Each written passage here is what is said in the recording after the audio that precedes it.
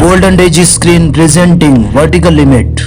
Film की शुरुआत में हमें दिखाया जाता है कि 5 लोग एक वर्टिकल पहाड़ी पर चढ़ रहे होते हैं। वर्टिकल यानी खड़ी ऊंचाई। और साथ ही ये प्यार हमें किस मोड़ पे ले आया, गाना जो सट्टे पे सट्टा फिल्म का है, गुनगुना रहे होते हैं। इन 5 में से 2 जने जो सबसे ऊपर होते हैं और बाकी 3 जो थोड़े से नीचे होते हैं। ये तीनों एक ही परिवार के हैं, जिनमें पिता रॉय, उसका बेटा पीटर और बेटी एनी।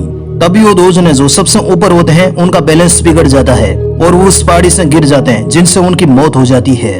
उनके गिरने की वजह से इन तीनों का बैलेंस भी बिगड़ जाता है। अब वे तीनों एक ही रस्सी से लटक जाते हैं। रस्सी के ऊपर का हिस्सा जो एनी ने पहाड़ी में अटका रखा है, अब वो निकलने ही वाला था।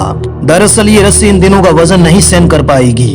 तभी रॉय अपने बेटे पीटर से कहता है कि वो मेरी रस्सी को काट दे, लेकिन एनी ऐसा नहीं चाहती। लेकिन रॉय जानता है कि अगर रस्सी नहीं काटी गई तो वे तीनों मारे जाएंगे और ना चाहते हुए भी पीटर को रस्सी काटनी पड़ती है, जिससे रॉय की नीचे गिरने से मौत हो जाती है। इस इंसिडेंस के बाद पीटर कभी पहाड़ पर नहीं चढ़ने का फैसला करता है। अब वो डॉक्यूमेंट्री बनाने में लग जाता है। तभी उससे पता चलता है कि एक टीम केटू के पहाड़ पर चढ़ने वाली है। केटू दुनिया की दूसरी सबसे ऊंची चोटी है जो इंडिया में स्थित है। इन 5 की टीम में पहला होता है एलियंट वैंग, जिसने हाल ही में एक एयरलाइंस खरीदी है जो कि बहुत अमीर है। दरअसल वो अपनी कंपनी को प्रमोट करने के लिए इस मिशन को अंजाम देना चाहता है। एनी भी इस मिशन में साथ थी। अब वो वर्ल्ड क्लास क्लाइंबर बन चुकी थी। पीटर अपनी बहन से मिलने के लिए आता है, लेकिन एनी पीटर से बात तक नहीं करती। दरअसल एनी अब भी पीटर को अपने पिता की मौत का जिम्मेदार मानती है। यहाँ पर एक आदमी और होता है जिसका नाम होता है टॉम। टॉम इस टीम को लीड करने वाला है जो केटू के पहाड़ पर चढ़ने वाली है। रात को एलियंट वेग एक पार्टी ऑर्गेनाइज करता है। एलियंट सभी को बताता है कि वो पहले भी इस पहाड़ पर चढ़ चुका है, लेकिन तब वहाँ एक बड़ा तूफान आया था जिससे उनकी टीम को वापस लौटना पड़ा था। तभी वहाँ पर एक विग नाम का आदमी आता है जिसके लंबे लंबे बाल और लंबी दाढ़ी थी। वो एलियंट से पूछता है कि यदि ऊपर मौसम खराब हो गया तो ऐसी स्थिति में वे क्या करेंगे। तब एलियंट कहता है कि हमारे पास मौसम के एक्सपर्ट मौजूद है और अगले 2 महीने में मौसम खराब नहीं होने वाला। तब विग कहता है कि यदि मौसम खराब हो गया तो इसका जिम्मेदार कौन होगा। दरअसल विग समझाना चाहता था कि वहाँ पहाड़ पर ऊपर कुछ भी हो सकता है, उसका भगवान कौन बनेगा। अगले सीन में हम देखते हैं कि विग अपनी दाढ़ी काटकर रात के अंधेरे में ही केटू की पहाड़ी पर चढ़ने लग जाता है। अगले दिन टॉम की पूरी टीम केटू के पहाड़ पर चढ़ने लगती है। अब वे 26,000 फीट की ऊंचाई पर चढ़ जाते हैं। तब उन्हें पता चलता है कि मौसम खराब होने वाला है। अब टॉम अपनी टीम को वापस जाने का निर्देश देता है, लेकिन एलियंट वापस नहीं जाना चाहता। वो कहता है कि तूफान इस तरफ नहीं आएगा, हमें अपने पहले पड़ाव पर पहुंचना चाहिए। दरअसल वे जिस ऊंचाई पर पहुंच चुके हैं वहां से पहला पड़ाव थोड़ी ही दूरी पर होता है। अब वे अपने सफर पर आगे बढ़ने लगते हैं। वहीं हमें बेस कैंप दिखाया जाता है जहां पर पीटर दूरबीन से इन सबको देख रहा होता है। अब वो परेशान हो जाता है क्योंकि तूफान इनकी ही तरफ बढ़ रहा होता है। पीटर इस टीम के लिए नहीं बल्कि अपनी बहन के लिए चिंतित था। आगे की सीन में हमें दिखाया जाता है कि ये 5 लोग आगे बढ़ रहे होते हैं। अब मौसम और भी खराब होने लगता है। अब उन्हें एक एक कदम आगे बढ़ाने में बहुत मुश्किल हो रही होती है। अब टॉम एलियंट पर दबाव बनाता है कि उन्हें वापस चलना चाहिए। अब एलियंट को ना चाहते हुए भी वापस लौटने का हुक्म देना पड़ता है। अब तूफान और भी तेज हो चुका था। तभी वो देखते हैं कि एक बहुत बड़ा बर्फ का तूफान इनकी तरफ तेजी से बढ़ता है। वो सभी एक रस्सी से बंधे हुए थे। तभी एनी के पैरों के नीचे की बर्फ टूट जाती है और वो एक खाई में गिर जाती है। अगले ही पल तूफान इनके पास में आ जाता है और 2 लोग उसी खाई में गिर जाते हैं जिसमें एनी है, और बाकी के 2 लोग तूफान में कहीं उड़ जाते हैं और उनकी मौत हो जाती है। तूफान शांत होने के बाद वो खाई जिसमें वे तीनों गिरे होते हैं उसके ऊपर का हिस्सा बर्फ से ढक जाता है। अब वे उस खाई में पैक हो जाते हैं। उस खाई में एनी के साथ एलियंट और टॉम भी फंस जाते हैं। अब हमें बेस कैंप दिखाया जाता है जहाँ से पीटर रेडियो से संपर्क करता है, पर संपर्क नहीं हो पाता। तभी एनी मोर्स कोड के जरिए पीटर से संपर्क करती है। पीटर को भी मोर्स कोड लैंग्वेज आती थी। एनी बताती है कि वे यहाँ पर फंसे हुए हैं और 3 लोग हैं और तीनों जिंदा हैं। मोर्स कोड एक ऐसी लैंग्वेज होती है जिसमें हम बिना बोले कोई मैसेज भेज सकते हैं। अब पीटर को पता है कि उसकी बहन एनी जो मुसीबत में है वो उसे बचाने के लिए जाना चाहता है, लेकिन पीटर को बताया जाता है कि उनके पास वक्त बहुत कम है और ऑक्सीजन की कमी सबसे बड़ी प्रॉब्लम है और उन्हें ये तक नहीं पता कि वे कहाँ फंसे हुए हैं। इसलिए वे इंडियन आर्मी से मदद मांगते हैं। आर्मी उन्हें बर्फ तोड़ने के लिए नाइट्रोग्लिसरीन बम देते हैं। आर्मी उन्हें निर्देश देते हैं कि इसे सनलाइट से दूर रखना है क्योंकि सनलाइट के कॉन्टैक्ट में आते ही ये बम फट सकते हैं। अब पीटर एक टीम बनाता है जिसमें वो खुद एक लड़की और 3 लड़के होते हैं। उनमें से एक पीटर को बताता है कि उन्हें विग को भी साथ लेना चाहिए। विग वही है जो पार्टी में आता है जिसके लंबे लंबे बाल और दाढ़ी थी। विग बहुत बार केटू के पहाड़ पर चढ़ चुका है और वो यहाँ के चप्पे चप्पे से वाकिफ है। कुछ सालों पहले जब एलियंट केटू के पहाड़ पर चढ़ रहा होता है तब विग ने उसकी जान बचाई थी। उस समय उसके साथ उसकी पत्नी भी थी। तब वहाँ पर एक खतरनाक तूफान आया था। इस तूफान में विग की पत्नी कहीं खो जाती है, वो उससे बचा नहीं पाता। इसका मलाल विग को हमेशा रहता है और वो उसी के लिए बार बार केटू के पहाड़ पर चढ़ता रहता है। दरअसल ये विग ने एक्सपेक्ट नहीं किया कि उसकी वाइफ अब इस दुनिया में नहीं है, क्योंकि विग को उसकी डेड बॉडी नहीं मिली थी। अब पीटर विग के पास जाता है और विग को अपने साथ चलने के लिए रिक्वेस्ट करता है, लेकिन विग मना कर देता है। लेकिन पीटर कहता है कि वहाँ उसकी बहन फंसी हुई है और एलियंट भी है जो कि बहुत अमीर है। वो विग को उसकी जान बचाने के बदले $50 मिलियन देगा।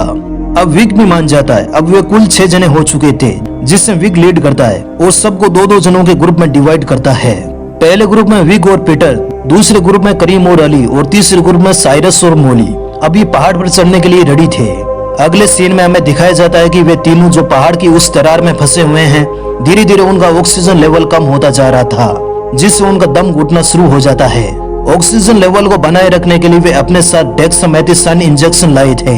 दरअसल ये इंजेक्शन हर क्लाइंब करने वाले अपने साथ रखते हैं ताकि इमरजेंसी आने पर बॉडी में इंजेक्ट कर सके। लेकिन अफसोस उनके पास केवल 4 इंजेक्शन बचे थे। उन तीनों में से टॉम, जो उनकी टीम का लीडर था, वो ऊंचे से गिरने की वजह से घायल हो चुका था। अब उसका ऑक्सीजन लेवल कम होता जा रहा था और अब एनी टॉम को एक इंजेक्शन लगाने का फैसला करती है, लेकिन एलियंट एनी को मना कर देता है। वो कहता है कि टॉम वैसे भी मरने वाला है, उसे इंजेक्शन लगाने का कोई भी फायदा नहीं है, बेहतर होगा कि ये इंजेक्शन हमारे काम आएगा।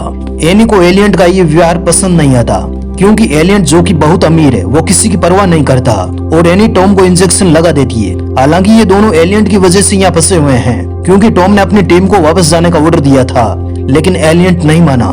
दूसरी तरफ पीटर और विग अपनी टीम के साथ चॉपर से पहाड़ के एक हिस्से पर बड़ी मुश्किल से उतरते हैं, क्योंकि इससे ज्यादा चॉपर को उड़ाना खतरे से खाली नहीं है। अब आगे का सफर इन्हें पैदल ही तय करना होगा। अब पूरी टीम के साथ वे आगे बढ़ने लगते हैं। दूसरी तरफ हमें दिखाया जाता है कि अब एनी की हालत खराब होने लगती है, उसे एक इंजेक्शन की जरूरत है, लेकिन एलियंट एनी को दवा देने से साफ इनकार कर देता है। वो कहता है कि उसने अपने हिस्से की दवा टॉम को दे दी है, सेल्फिश एलियंट। तभी एनी को उस खाई के दूसरी तरफ एक बैग दिखाई देता है, जो शायद किसी पर्वतारोही का यहाँ गिरा होगा। अब उन्हें उस बैग में शायद मेडिकल का सामान मिल जाए, इसलिए एनी एलियंट से रिक्वेस्ट करती है कि इस बैग को लेकर आए, लेकिन एलियंट साफ मना कर देता है, क्योंकि नीचे गहरी खाई थी। दरअसल ये तीनों जिस खाई में गिरे होते हैं वो उस खाई का एंडिंग पॉइंट नहीं है, वे किसी चट्टान पर ही गिर गए थे। खाई वहाँ से और भी अधिक गहरी थी। अब एनी खुद ही वहाँ जाने का डिसाइड करती है और बड़ी मुश्किल से उस बैग को लेकर सही सलामत वापस पहुँचती है और लकीली उन्हें उस बैग में 4 इंजेक्शन किट मिल जाते हैं। अब इसका मतलब वे तीनों और कुछ समय के लिए सर्वाइवर कर सकते हैं। दूसरे सीन में हमें साइरस और मोली को दिखाया जाता है। साइरस पानी पीने के लिए बोतल निकालता है, तभी उसका बैलेंस बिगड़ जाता है और वो बैग के साथ तेज रफ्तार से गिरने लगता है। वो हुक लगाने का प्रयास करता है, पर वो बहुत तेजी से गिर रहा होता है और जैसे ही पहाड़ का एंड आता है उसका हुक बर्फ में अटक जाता है और वो पहाड़ पर वर्टिकल लटक जाता है। यहाँ पर मोली साइरस को बचाने के लिए आती है, लेकिन जैसे ही मोली उसके हुक में रस्सी डालने के लिए झुकती है, किनारे से एक बर्फ का टुकड़ा टूटने लगता है। अब मोली धीरे धीरे आगे बढ़ने लगती है, तभी बर्फ की चट्टान और खिसक जाती है। अब मोली बड़ी सावधानी से आगे झुककर जैसे ही उस हुक में रस्सी लगाती है, वैसे ही वो बर्फ की चट्टान टूट जाती है और दोनों पहाड़ से लटक जाते हैं। ये सीन बहुत ही शानदार था। उसके बाद साइरस एक पत्थर पर जंप करता है, जिससे उसके बैग से वो बम गिर जाता है जो आर्मी वालों ने उन्हें दिया था और एक जोरदार धमाका होता है। अब जैसे तैसे साइरस ऊपर चढ़ता है, तभी एक बहुत बड़ा तूफान उसकी तरफ आता है, जिसमें साइरस उस तूफान में उड़ जाता है और उसकी मौत हो जाती है। हालांकि मोली अब भी वहाँ लटकी हुई थी, जिससे वो बच जाती है। अब वो सुरक्षित पीटर के पास पहुँचती है। अब हमें करीम और अली को दिखाया जाता है, जिसका दोनों का अलग ग्रुप था। उनके बैग में जो बम थे उनसे पीले रंग का लिक्विड बाहर निकल रहा होता है, जो धूप के संपर्क में आते ही एक जोरदार ब्लास्ट होता है, जिससे दोनों वहीं मर जाते हैं। धमाके के कारण वहाँ की बर्फ हट जाती है। जहाँ पर मोली को बर्फ हटने पर एक महिला की डेड बॉडी दिखती है। वो देखकर वो डर जाती है। तभी वहाँ पर विग आता है। दरअसल ये महिला विग की पत्नी थी, जिसके बारे में हमें फिल्म की शुरुआत में बताया गया था। विग उसके करीब जाता है। विग अपनी पत्नी को सालों से वहाँ खोज रहा होता है और कहीं न कहीं वो अपनी पत्नी के लिए ही यहाँ आया था। विग को उसकी पत्नी के पास दवाई का बॉक्स मिलता है, जिसमें दवा थी ही नहीं। दरअसल जब विग ने एलियंट को आखिरी बार उस बर्फीले तूफान से बचाया था, तब उसने बताया कि उसकी बीवी का मेडिसिन कहीं खो गया था, जिससे उसकी मौत हो गई। लेकिन सच्चाई यह नहीं थी। अब विग को समझ में आ गया कि एलियंट ने ही उसकी पत्नी का दवाई लेकर उसे मरने के लिए वहाँ छोड़ दिया था। अब ये सच्चाई जानने के बाद विक को बहुत गुस्सा आता है। अब वो उसे छोड़ेगा नहीं, इसलिए वे वहाँ पर एक शेल्टर लेते हैं। रात को पीटर का संपर्क एनी के रेडियो से हो जाता है, जिसमें एनी कहती है कि वो सुबह तक बच नहीं सकती, इसलिए उन्हें वापस चला जाना चाहिए। लेकिन पीटर एनी को किसी भी हाल में बचाना चाहता है। अब रात को जब एनी सो जाती है तो एलियन टॉम को चाकू से हमला करके मार डालता है। सुबह जब एनी उठती है तो टॉम उसे मरा हुआ मिलता है। एनी समझ जाती है कि ये एलियन ने किया है। अब एनी उस पर हमला कर देती है और दोनों में हाथापाई होने लगती है। उनकी उस लड़ाई में ऊपर से थोड़ी सी बर्फ हट जाती है और उन्हें काफी दिनों बाद रोशनी के दर्शन होते हैं, लेकिन वो होल इतना बड़ा नहीं था कि वहाँ से बाहर निकला जा सके। अब पीटर एनी से संपर्क करता है और कहता है कि हमें नहीं पता कि उनकी एग्जिट लोकेशन क्या है, इसलिए वे हमें बताए कि आखिर एनी कहाँ फंसी हुई है। अब एनी और एलियन कुछ मार्किंग करने के लिए ढूंढते हैं, लेकिन उन्हें कुछ भी नहीं मिलता। आखिर ना चाहते हुए भी वे टॉम की बॉडी से खून निकालकर प्लास्टिक के थैले में भरकर ऊपर फेंकते हैं। खून ऊपर फैल जाता है और पीटर को समझ में आ जाता है कि आखिर एनी कहाँ है। अब पीटर उस जगह पर नाइट्रोग्लिसरीन का पंप जो अपने साथ लेकर आए थे वो वहाँ पर लगा देता है और एक जोरदार ब्लास्ट के साथ वहाँ की बर्फ हट जाती है। अब जल्दी एनी को रेस्क्यू करने लगते हैं। दूसरी तरफ एनी बेहोश हो चुकी थी। अब एनी को रस्सी से बांधकर ऊपर भेजा जाता है। तभी उसका मेन हुक निकलने लगता है। तभी विग वहाँ आ जाता है और अपने पैर से हुक को टाइट कर देता है। अब विग उस खाई में नीचे उतरता है जहाँ पर एलियन था। वह उस पर हमला कर देता है, लेकिन फिर उसे माफ कर देता है और अपने हुक से उस एलियन को बांध देता है। अब सभी को ऊपर खींचा जाता है। तभी विग और एलियन के बीच की बर्फ टूट जाती है, जिससे पीटर भी उस खाई में गिर जाता है और रस्सी से लटक जाता है। ऊपर मोली रस्सी को पकड़े हुए थी, लेकिन वो इन चारों का वजन नहीं उठा सकती। अब वो रस्सी जिसमें वो चारों लटके हुए हैं, जिसमें सबसे ऊपर एनी और पीटर हैं, नीचे विग और उससे नीचे एलियन है। ये सेम वैसा ही सीन था जिसे हमें फिल्म की शुरुआत में दिखाया जाता है, जिसमें पीटर, एनी और उसके फादर रॉय एक ही रस्सी से लटके हुए थे। अब विग जो पीटर के नीचे है, उसे समझ में आ जाता है कि उसे क्या करना है। वो एक चाकू निकालता है।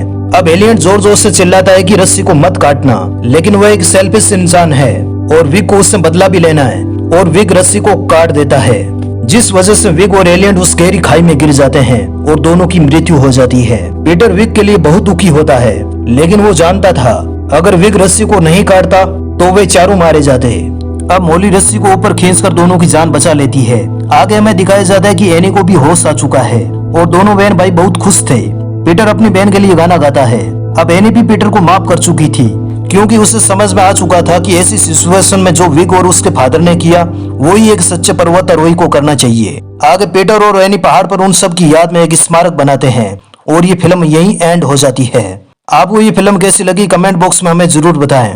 हमारे चैनल को सब्सक्राइब करें और हमें सपोर्ट जरूर करें। Thanks for watching this video.